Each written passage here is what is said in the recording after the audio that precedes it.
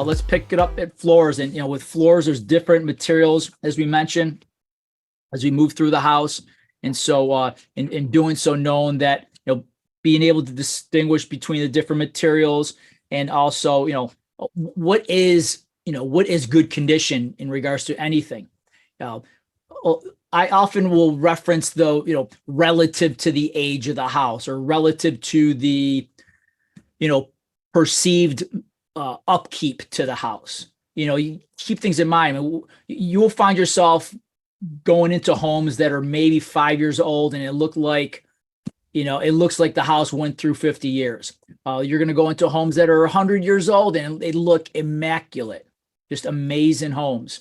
And so, keeping in mind that there's nothing wrong with old flooring if it's in good shape. I grew up, well, let's go back to the house we were at. We always, in our inspections, we prefer you to bring what we want you to identify as inside shoes. Now, a lot of folks will bring, shoe covers, for and put over their shoes that they wore outside. I've never been a big fan of that, mainly because I've been in a situation where I've brought my wet shoes, put shoe covers on them, and my wet shoes went through my shoe covers because maybe they weren't, the high grade shoe covers, and got some carpet and damp, or luckily it wasn't really stained, it was more wet. So I'm like, I don't want the drama. I'm just going to bring in my inside shoes. But here we were in a home that, based on culture, they prefer us not to wear any shoes inside. So we respect the culture. So going through the house, we're, not to say that you can't distinguish the floorings with shoes or no shoes, but knowing the situation, and we should be able to recognize, the different types of materials that we go through in the house. In some situations, there might be, doubled up materials. There might have been, maybe a vinyl floor, and then they put, they could have put carpet in over the top, or situations where a previous floor is covered up by a newer floor. And so we'll talk about some circumstances with that as well too. The being able to we want to be able to identify what we're walking on. Now, a lot of times, we go to a basement. For the most part, we know that the basement floor is going to be concrete. Now, it might be a built-up floor. There might be a wood floor on top of a concrete floor. You should be able to differentiate what you're walking on. So that's something that you want to get comfortable with. Practice at your own home, walking around and getting a feel of what it feels like to walk on wood or concrete, or wood on concrete. So you should be able to recognize that, and looking at detail. A lot of times, as you enter that room, is there an elevated lip, or a raised floor area in a given room. So keeping those type of things in mind. It's certain situations, it's not bad to put new flooring over old flooring. You don't necessarily want to put a bathroom that had a vinyl floor and just put a tile floor literally right on top of the vinyl floor. That's not going to be a good practice. The tile, depending on the size tile, if it's a really large tile, the tile could crack. There's, underneath a tile floor, you want to have minimal movement, minimal deflection. So there's different methods to utilize there. I mean, just take the old floor out entirely, and set your tile down like it was your first floor. And so you want to be able to recognize if there are multiple layers of flooring, and then there, more times than not, we can do that by taking a peek at the floor register openings, if they do exist. Some homes will have a floor register, or have the heat registers on the wall, not necessarily on the floor. So be leery of that, or our ability to try to make that determination. And keep it in mind too, as far as if there's any settlement or sag into an old floor, and keeping in mind also too that we're always going to be discussing things in situations possibly with structure and things of that nature as well too. So being able to one way to check is removing a floor register, look along the perimeter of that opening, and that's where we are often revealed to us if there's multiple layers of flooring behind there. Here's another view of a rusted duct here. So when you remove that register from the floor, you might see other conditions as well too. This was actually a ductwork that was embedded in a concrete floor, so it is prone to rusting if it's in the concrete, especially here. Another rusted duct, and this was in the same house here. The previous one here, this is where if you're in a wet area like a bathroom or kitchen, you might be a little more prone to see water in the ductwork. But here, lifting up that register, we're going to see a lot of things outside of different layers of flooring as well too. So just things to keep in mind. Here's a really good side view of that floor register opening where you can see the different materials here. So here, this is actually, you can see the plywood. Then there's like a foam underpad. And then you have that composite floor right over the top of that. Be leery in the floor with the flooring, areas that are more prone to water damage. So keeping in mind, floor areas in the kitchens, floor areas in the laundry rooms, floor areas in the bathrooms, and in particular, around toilets, along the bathtub edges or shower edges. Be aware of those conditions. And so a lot of times people put a new flooring over the top. It looks great, but it could be minimizing one's ability to see, or perhaps press down on a pre-existing floor to see if it's a bit spongy. And one of the things that we want to do, and didn't demonstrate for us in our discussion this past weekend here, and you want to do this very carefully. That's why a little bit reluctant a lot of times in the beginning to share certain information. But you want to make sure that the toilet is pretty stable. And typically, what I do is I'll walk up on that toilet and I'll straddle the toilet between my calves and just real gently just see if it has any movement to it. And we're not here to break anything. And some people might get kind of grossed out by touching a toilet, but hey, it's you don't have to stick your hand in the toilet bowl or anything like that. And this is where once again have some plastic gloves if that's the mindset as well too. But I usually will come right up on the toilet, straddle it, and I'll put that toilet base in between my calves and just see if there's any movement to that base. Like I said, you want to be really, really careful. But what happens over time in certain situations that the water rots around the perimeter, or a lot of times the closet bolts, the bolts that secure that toilet down, they get rusted out or they become really loose. And so you want to be observant of that. You also want to be observant of the floor area, or excuse me, the ceiling area below the floor to the subsequent room below the bathroom, which is usually another bathroom. Usually the bathrooms are stacked up on each other, at least the main bath and a powder room bath. Not always, but as was the case, in this house we were at this weekend, the bathrooms were all spread out. But always be alert to the ceilings below the floors of the bathrooms, because they are most prone to water damage. And so when you see, a new floor in a bathroom, or the ceiling below the bathroom has been redone, but do your best to try to make that observation. As a home inspector, you might get in the habit of putting in your disclaimer or your commentary in the bathroom section or a living space section of your report. If there's a room that's below a bathroom, make note of no visible signs of water stains present to ceiling below bathroom. And then take half a minute to share with your client to say that you want to keep an eye on this particular ceiling underneath the bathroom, just in case ever anything develops over time. And you want to remind people that I'm here inspecting the house at the time, identifying and reporting on the condition of the house at the time of the inspection. Things can happen over time.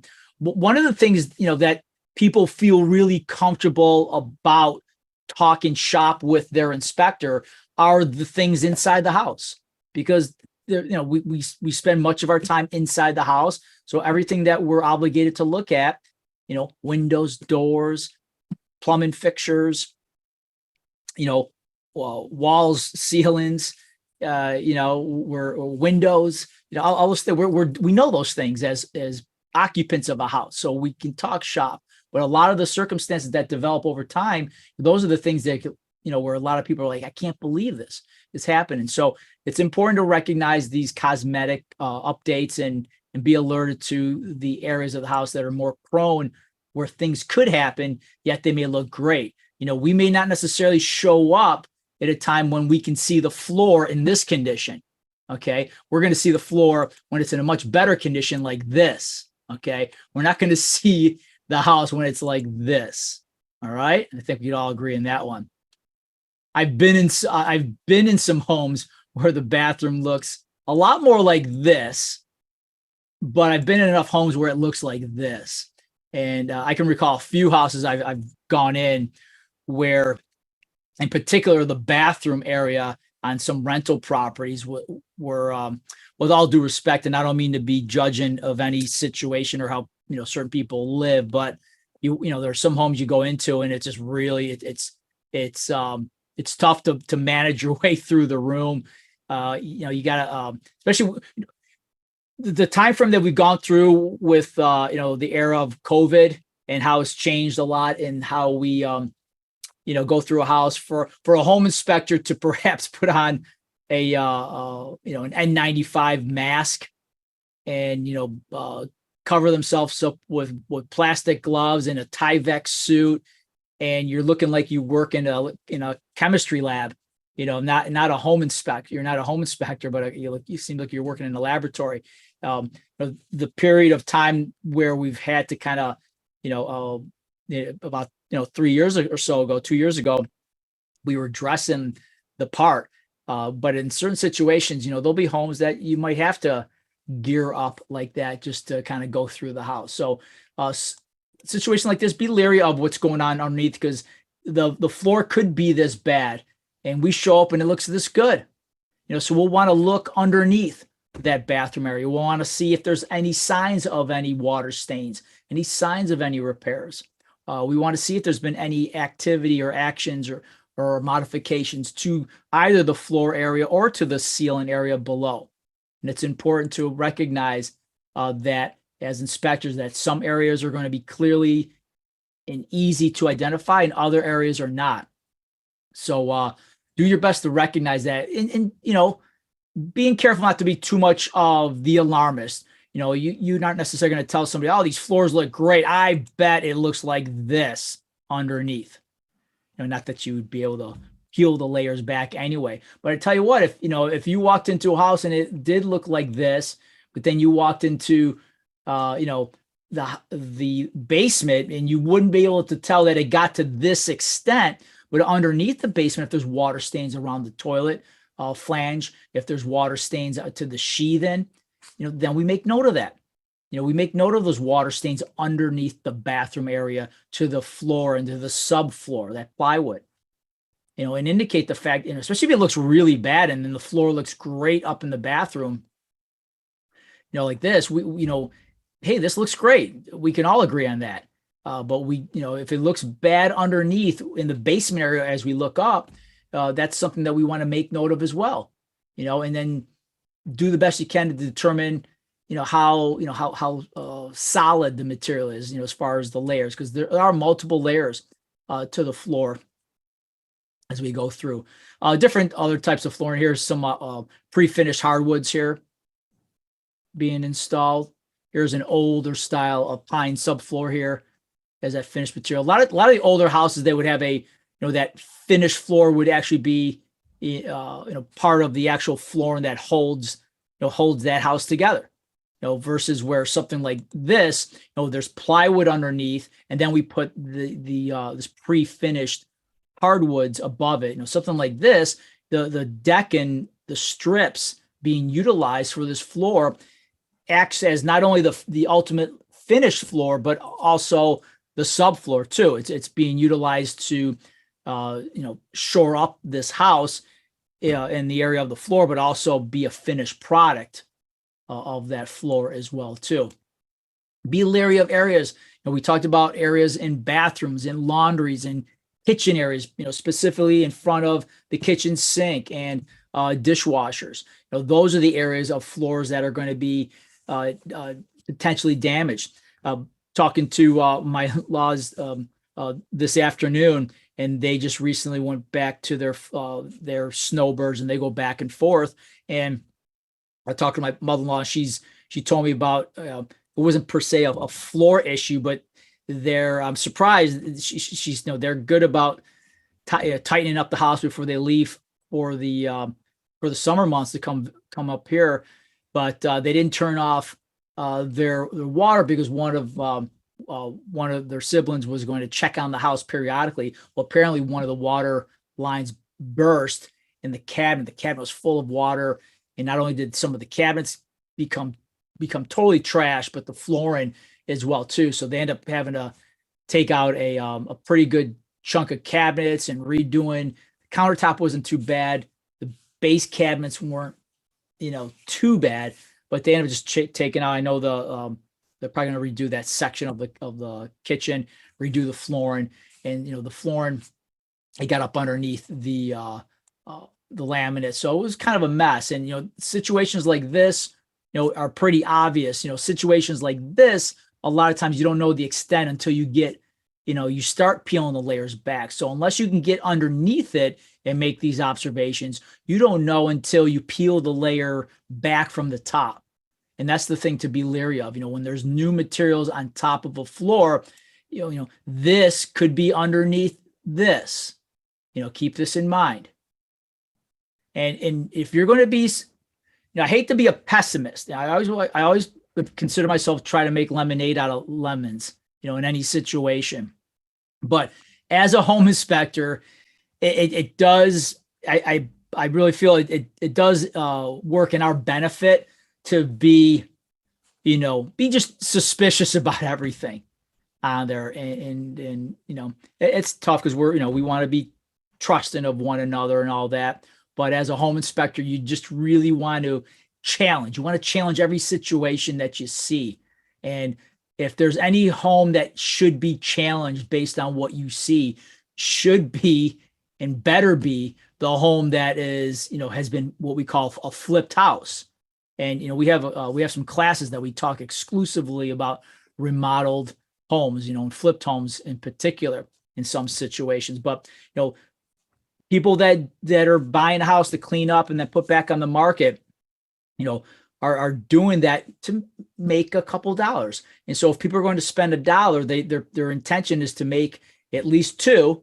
But sometimes when people spend $1, they want to hide $3, especially if the dollar spent is to cover the symptom and not the cause. And that's why a lot of times, when it's especially now with the newer floorings that we can just snap together and really put together pretty easily and quickly, it's easy to cover up floors like this. So just keep that in mind as you get into homes. Here's a situation. You got this older floor here, like a vinyl floor, and the subfloor is just completely rotted out. Notice a lot of times too, in older homes, I will mention the asbestos type floor tiles, and they come in the size of 9-inch by 9-inch dimensions. It has like a linoleum type feel to it. It's hard and rigid and pretty durable. But it's if you ever come across an older home and the 9-inch by 9-inch floor tiles, and not tiles in the sense of a ceramic tile, but more so like a thick vinyl or like a linoleum. Those type of 9-inch by 9-inch tile. We say tile, but it's just that square piece of material is known to be possibly asbestos. So you want to be careful on those situations, especially on those older houses. On tile floors, when we look at a floor, it's not like we're examining every tile individually. What is the overall condition of that floor? And then in regards to the different types of flooring, what are the conditions that would pose the greatest concern? Not so much concern, to make someone nervous about a situation to the house, just a concern in regards to maintenance and or repair, possibly even removal of the floor or an installation of a new floor. If whatever floor that's in place is at a certain level of wear and tear, what would constitute we need a new floor? Now, is it we need a new floor because I don't like the color of this floor or the material that's here as a the future owner of a potential purchase offer, or is the floor situation something that is really it needs to get repaired because it's just too far gone. And that's the thing too with the floor covering. It's more of an aesthetic. If it's more of a cosmetic condition, and the covering of the floor is covering the part of the floor that really is more essential to the floor. The plywood, and that is what helps to shore the house up structurally. The covering of the floor is just there for cosmetic purposes. And that's the thing too. When with floor coverings, that can always be changed and updated. My gosh, what a difference new flooring in a house makes. And then on top of that, when you paint the walls, my gosh, the house looks like $1 million. I mean, it looks fantastic. And so when people want to get a house ready, clear everything out, replace floors, paint the walls, it looks great. And even when you paint the trim, but don't even replace the windows, it looks fantastic if you do it right. And that's the part too, when you see people do all that work and you see it doing a sloppy fashion, then you kind of lose faith in what the mission is for the people trying to clean up a house or get in a house ready to sell. And more often than not, we don't see conditions to the walls. We don't see conditions to the floor. In this particular area right here, if we peel back here, there's a section here where the carpet's been pulled away. It's exposing that carpet tack strip. It's a newer strip here. This area, actually, you can see this cutout area to the floor. So a lot of things that have been done to the floor, you may not necessarily see unless you peel the carpet back. And keep in mind too, we're not required or nor should we be destructive to the house in regards to pulling up carpet, because a lot of people do want to know what's underneath, especially on an older house where traditionally there were finished hardwoods, and in many cases beautiful hardwoods as well too. People want to know how good the condition of the hardwoods are underneath the carpeting of that older home. In some situations, you might be asked exactly that. And I've had a couple times over my life that I can recall. It doesn't happen too often, but I can recall a couple times moving through a house, being asked that question. And I think in one case, not even asked that at all, and being in a particular room, and I can hear the carpet being pulled up because it's coming off the tack strips. And then going back into the other room, and I'm like, what are you doing? Like, you can't just pull the carpet up. Well, we want to look to see if there's hardwoods underneath or how good the hardwoods are. Yeah, you can't do that. Like, yeah, I get it. You want to know, but you can't do that. It's not your house.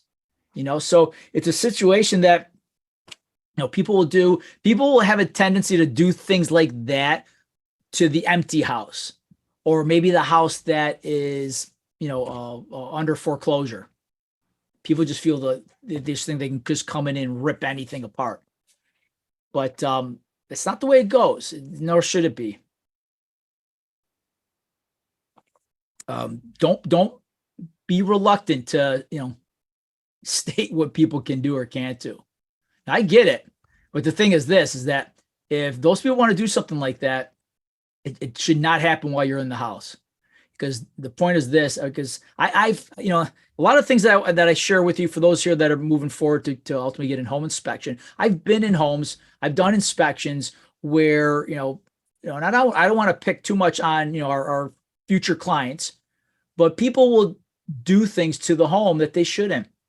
And that's the thing too, in going in a home, you ideally you want to have somebody else with you, at least your client, and ideally their realtor as well too.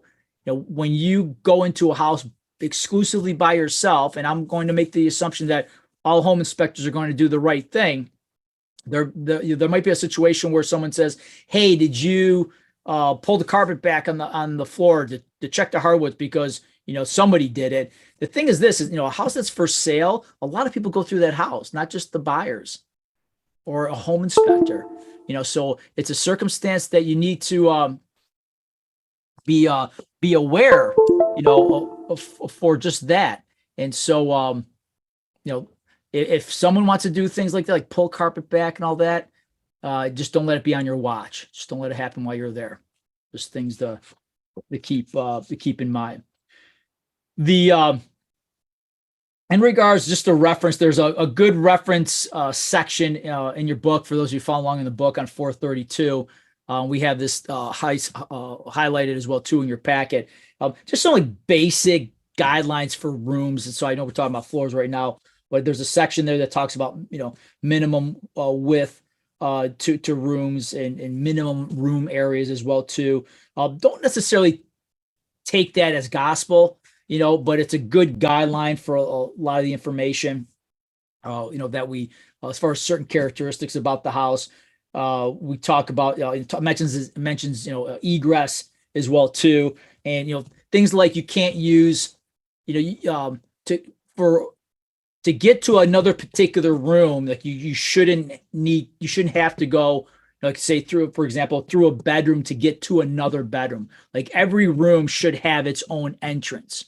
And if you have to, in order to get to a particular room, you can only get to that room by means of another room, then in essence, those two rooms make up one part of that particular house.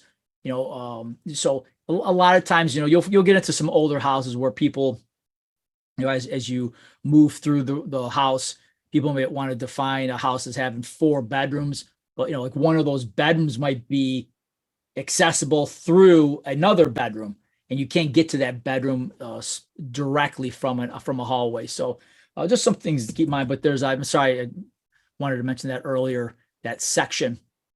But a good reference for just some basic understanding of house layouts and things of that nature as well too.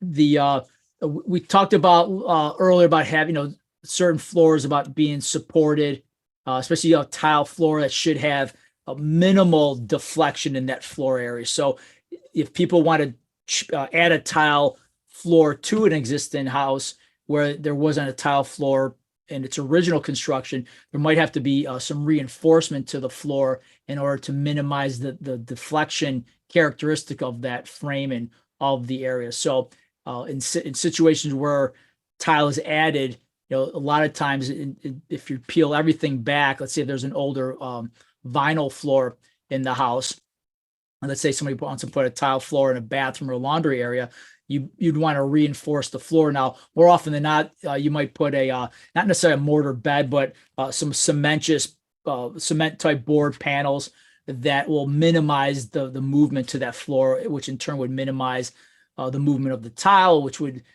minimize the cracking of the mortar in between the tiles as well too. The other times there might be reinforcement, from the basement if you have access, put blocking underneath or some additional cross bracing. So it depends on the situation. A lot of homes, you'll find this a lot with homes built in the 60s and 70s. Slate tile was used a lot in homes in the 60s and 70s, early 70s. In fact, the house I grew up in we have a lot of slate underneath. And interestingly enough, my mom, she wanted tile over the top. She wanted to change the color because it was dark. She wanted something more bright. So she put tile over the slate. But the floors were already reinforced for the slate. So the tile was in good shape there. So things to keep in mind. With the tile floor, you'll see individual circumstances like this. This is, you can kind of tell, we're not required to determine the whys of the problems of the house, but at least make observations to the circumstances. But here you can kind of tell that there was like an impact drop there from that, just chunk right there. And you can see the cracks emanating from that strike point. Here's another floor, different type of tile. You can see some of the individual cracked tiles here. And like we talked a little bit about on the exterior, don't feel pressured to necessarily come into a room, let's say for tiles, with the tile floor, and walk away from that room saying, "Yep, there's 7 cracked tiles." Try to identify the area of those damaged tiles, because that's more important than necessarily laying claim to how many tiles are cracked. You want to get a sense of what area of the floor is most, what pattern is observed in regards to the damage to the tile.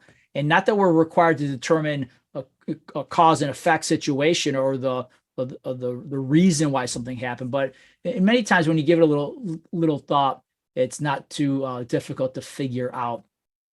And sometimes with closer examination, as you look, it's just a bad tile job. You look at there's no consistency to the tile installation. So you can just tell that it just wasn't a real professional job. You can see where they've come in and try to just do a little patching up, regrout some of the ceramic floor there. And a lot of times, when you see that regrouting done, it's often an indicator of a condition where there's movement, and perhaps the job wasn't done right from the get-go. A lot of times when you're looking at the floors, you might see signs of settlement, movement, structural concerns to the floor. So be leery of the floor wall transition areas, especially to walls that are considered structural aspects of the house. So perhaps there is some settlement in certain areas, and a lot of times the flooring will reveal that as well too. Another thing to identify, especially with long plank type flooring, and whether it's hardwood floors, pre-finished, natural floors, a lot of the modern era engineered flooring that just snaps together and floats on the pre-existing floor. Look at the when you go to the long side of the floor, the long plank side of the floor. See how it matches up from one corner to the opposite corner in regards to the width of that last piece up against that wall. It's the piece that's right. Let me get some of my drawing tools here. So it's this piece. You can see this seam right here. I'm not going to cover it entirely, but there's that joint right there, and obviously you can see this joint right there. But a lot of times it's the let's see if I can do this here. Different color here. It's the spacing right. I didn't mean to call that big there. It's that spacing right in here that over the course of the length of that room, it's off. It's not nice and square. It's not nice and even. And so be leery of that, because a lot of times that'll indicate, that should match up perfectly. I don't care what you say, that a good flooring contractor is going to have that perfect. And even if the wall is off, you'll see it to where, if the wall is off, then, shame on the framing carpenter, and that's where, you want to have all good tradespeople working on a house. But you want to have a sense of, that spacing from that last plank to the wall and see how that looks as best as you can. A lot of times there's furniture in that location. It's tough to spot that. Here's a good situation on a basement floor where there's been some water issues in the past. You can see the rusted tack strip, a little bit of water stain to it. Clearly, you're not going to see this unless you pull the carpet back. So just something to keep in mind. Here's the situation where the carpet is pulled back a little bit, and you can see that literally that carpet tack strip is rotted away. It came up right with the carpet. So it's not something I'm condoning here where you pull up the carpet just to see how the floor is. It's one of those things that you make people aware of and know that, if you get a house that has, from what you can tell, there's hardwood floors in some of the areas, and then looks like they've put some carpet in certain parts of the floor or certain parts of the room. Know that a lot of times when there's newer carpet installed, especially when people are telling you new carpets have been installed, and you get to a house that has nice finished floors, as far as you can tell, to the exposed areas, and then you get a couple rooms where there's newer carpet or new carpet, do the best you can to to just picture, visualize, is this an area where water could have, wreaked havoc? And, it's much cheaper just to put a piece of carpet over hardwood floors that have been water damaged. And, a nice new carpet looks nice, but if there's hardwood floors or wood floors that have water stains to them, now you're explaining the situation, and now you're having to reveal the fact or not if certain water conditions from the outside were addressed and repaired. So it's much easier to cover up the situation than make it right. Here's a scenario here. We have a framing member here, and this is something that would we would not be able to see in many cases. This is this wood here is actually a piece of wood that was this is a newer piece, and this was from a previous fire. So a lot of access and details cannot be the full truth cannot be identified.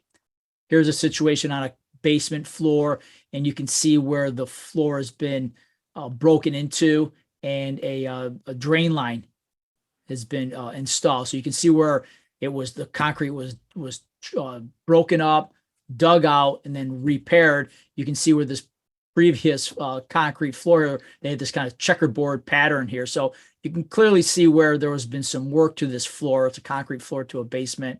You can see actually some water stains along the wall here. So who knows what they were doing here? Most likely probably addressing a water situation. And just know that a lot of times, we can see the floor, and other times we can't. Here's a situation in a given room. There's no way we can see the floor with all the storage here, let alone get to the outside walls and check on some of those windows. So make note of these situations, take pictures of these situations, and be comfortable knowing that in many cases, especially occupied homes, that we're not necessarily going to be able to really examine all the areas, especially if there's storage in particular areas that that are going to limit us in our ability to examine the entire floor area. One other last example here is kind of a neat one.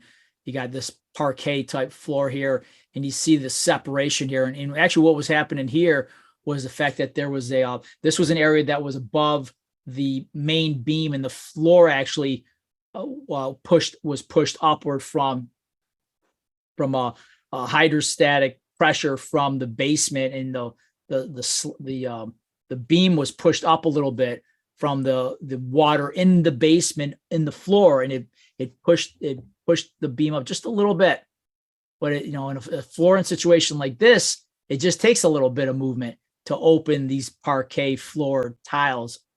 And so once again, a situation like this could have it easily covered up and cheaply if you wanted to just put carpet in over the top of this floor and not address the structural concern that could exist below. It's much cheaper to put carpet right over the top and forego the concern with possible any structural or movement to the house. Keep in mind, can't stress enough, keep in mind the good additions or the modifications to a house, especially a flipped home, a home that skips a live-in owner. Those are the homes that you want to give a little bit more attention to, with things on the inside in regards to cosmetic conditions, to flooring, to walls, to ceilings. Those are the areas, the conditions that often reveal structural issues. And it's easy to paint the walls, to paint the ceiling, to hide the cracks prior to that. And then ultimately, if there's a condition with the flooring, put a new floor down. Carpet, my gosh, carpet is one of the cheapest floorings you can buy. And it's so easy to just put carpet everywhere. And that's the end of that. And it looks great. Paint the walls. You don't have to worry about putting a drop cloth in. You just put the carpets at the end, and it's done. The house looks great. So keep it in mind. There's a lot of ways of hiding things, in a home, especially when it comes down to floorings.